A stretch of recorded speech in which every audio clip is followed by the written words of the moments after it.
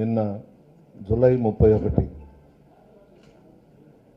మాజీ ముఖ్యమంత్రి వర్యులు వైఎస్ఆర్ కాంగ్రెస్ పార్టీ అధ్యక్షులు పెద్దలు శ్రీ వైఎస్ జగన్మోహన్ రెడ్డి గారు మాజీ మంత్రివర్యులు నా సోదరుడు కాకాని గోవర్ధన్ రెడ్డి గారిని మా కుటుంబాన్ని పరామర్శించేందుకు రావడం జరిగింది. జగన్మోహన్ రెడ్డి గారికి నా ధన్యవాదాలు, కృతజ్ఞతలు తెలియజేస్తా ఉన్నాను. అదేవిధంగా జరిగిన సంఘటన అంతా మీరందరూ చూశారు. మా కుటుంబం 1961 నుంచి రాజకీయాల్లో ఉంది. మా పెదనాన్న చంద్రశేఖర్ రెడ్డి గారు జిల్లా పరిషత్ చైర్మన్గా, మా తండ్రి శ్రీనివాసరెడ్డి గారు సమితి ప్రెసిడెంట్గా చేశారు 61లో. ఎప్పుడు కూడా ఉమ్మడి రాష్ట్రంలో కానీ ఈ రాష్ట్రంలో కానీ ఇటువంటి సంఘటనలు చూడలేదు. విజయన్న ఫ్యామిలీ కూడా మొట్టమొదటి నుంచి రాజకీయాల్లో ఉన్నారు. ఆనం, మేము, నేదురుమల్లం అందరం. విచిత్రం, ఒక ప్రధాన ప్రతిపక్ష నాయకుడు, ప్రజల గుండెల్లో ఉండే నాయకుడు ఒక జిల్లాకి వస్తుంటే ఇన్ని ఆంక్షలు. హోమ్ మినిస్టర్ అనిత గారు, డీజీపీ గారు, ఐజీ గారు, ఎస్పీ గారి పర్యవేక్షణలో జిల్లాలో ఉన్నటువంటి పోలీస్ డిపార్ట్మెంట్ అంతా ఎంత ఓవర్ యాక్షన్ చేశారో మీరందరూ చూశారు. ఎందుకు ఇదంతా చేశారు? అవసరమా?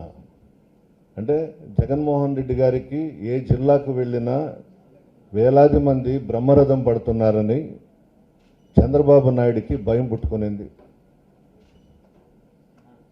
పోలీసుల్ని ఆదేశించి అడ్డుకోండి, ఆయన కార్యక్రమం విజయవంతం కాకూడదు అని చెప్పి ఆదేశాలు ఇవ్వడం విజయవాడ నుంచి పోలీస్ డిపార్ట్మెంట్ అంతా కూడా ఏకపక్షంగా ఆంక్షలు విధించి చేశారు.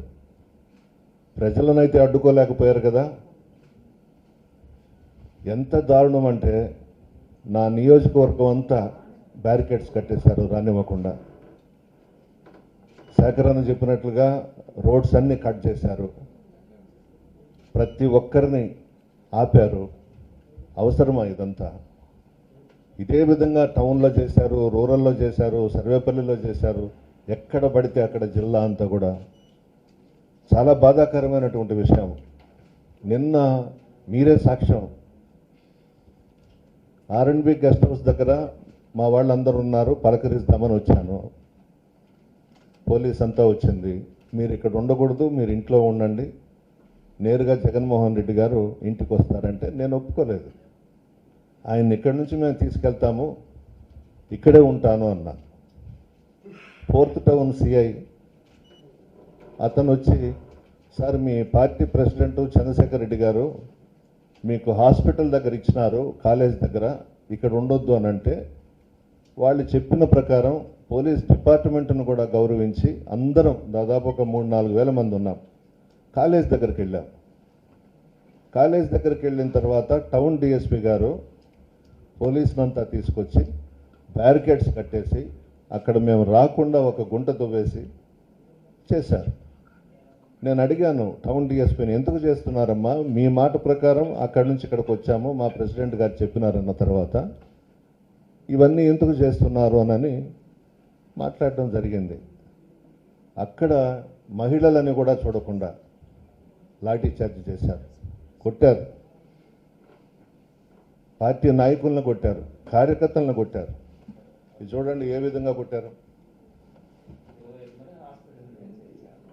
మా జడ్పీటీసీ కోవూరు హస్బెండ్ ప్రసాద్, భాస్కర్ లేడీస్ని వాళ్ళు ఇష్టం వచ్చినట్లు కొట్టారు. అవసరమా ఇదంతా? ఎందుకు చేస్తున్నారు? నిన్నంతా ఒకటే చర్చ. అక్కడ ఈ పోలీస్ డిపార్ట్మెంట్ అంతా కూడా కాకి బట్టలు ఇప్పేసి పసుపు చొక్కాలు వేసుకోవచ్చు కదా అని మాట్లాడుకుంటున్నారు వచ్చిన వాళ్ళందరూ కూడా. ఎంతోమంది ముఖ్యమంత్రులను చూసాం ఉమ్మడి రాష్ట్రంలో. ఒక ప్రధాన ప్రతిపక్షంలో ఉండేవాళ్ళు జిల్లాల్లో పర్యటిస్తారు, ధర్నాలు చేస్తారు, రాస్తారోకోలు చేస్తారు, కార్యక్రమాల్లో పాల్గొంటాము, ప్రజల దగ్గరికి వెళ్తాము. ఇది ఎక్కడిది? ఇంత దారుణమా?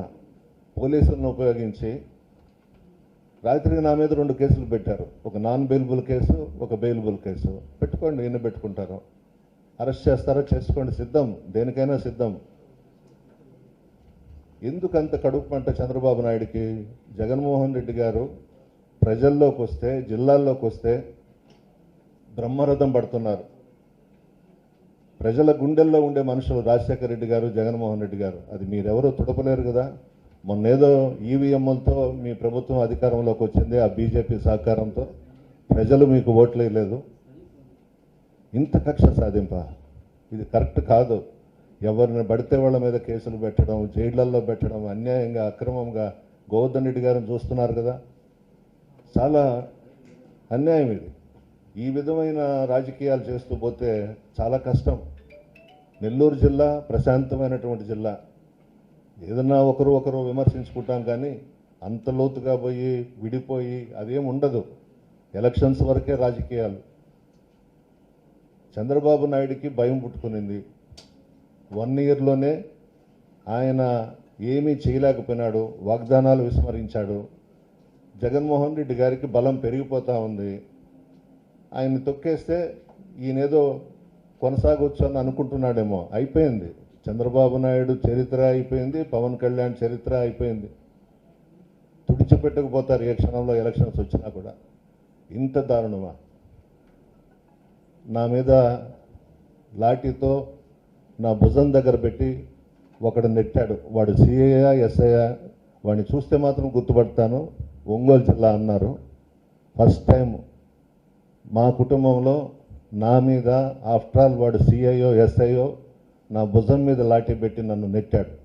ఇదిగోండి, గోర్లతో రాకారు, తోశారు మమ్మల్ని. తిరిగి మా మీదనే కేసు. ఇంతకన్నా దారుణం, అన్యాయం ఇంకొకటి లేదు. విచక్షణారహితంగా లాఠీలు జులిపించారు. మహిళలను కూడా చూడలేదు. మీరు బహుశా నిన్న మధ్యాహ్నం సార్ వెళ్ళిపోయిన తర్వాత చూసుంటారు, చెప్పులు ఎన్ని జతలు పడిపోయినాయో రోడ్ల మీద. ఏమొస్తుంది చంద్రబాబు నాయుడు నీకు? మామను అడ్డం పెట్టుకొని, మామ కూతుర్ని అడ్డం పెట్టుకొని వెన్నుపోటు పొడిచి అధికారంలోకి వచ్చావు. నీ జీవితమే విషం, నరం విషం చంద్రబాబు నాయుడు. ఎప్పుడు కూడా ఒక్కరి బుద్ధి, ఆలోచనలన్నీ అలాగే ఉంటాయి. ఎంతమంది పోలీసులను అడ్డు పెట్టినా జగన్మోహన్ రెడ్డి గారిని, వైఎస్ఆర్ కాంగ్రెస్ పార్టీని, నాయకులను, కార్యకర్తలను వెంటుకు కూడా పీకలేడు చంద్రబాబు నాయుడు. హిమాలయ స్కూల్ ఆధ్వర్యంలో Vidya Vihar school, Maipadu road, Navalakula Thota, Nellore. IIT NEET foundation, good academics, good hand writing, cricket classes, basketball, volleyball, skating, archery, karate, yoga, hostel facility, good faculty. Himalayans Vidya Vihar school, day scholars and residential school. Admissions జరుగుచున్నవి. Play class to 10th class. Maipadu road, Navalakula Thota, Nellore. Hi Nilor, please subscribe to N3 TV.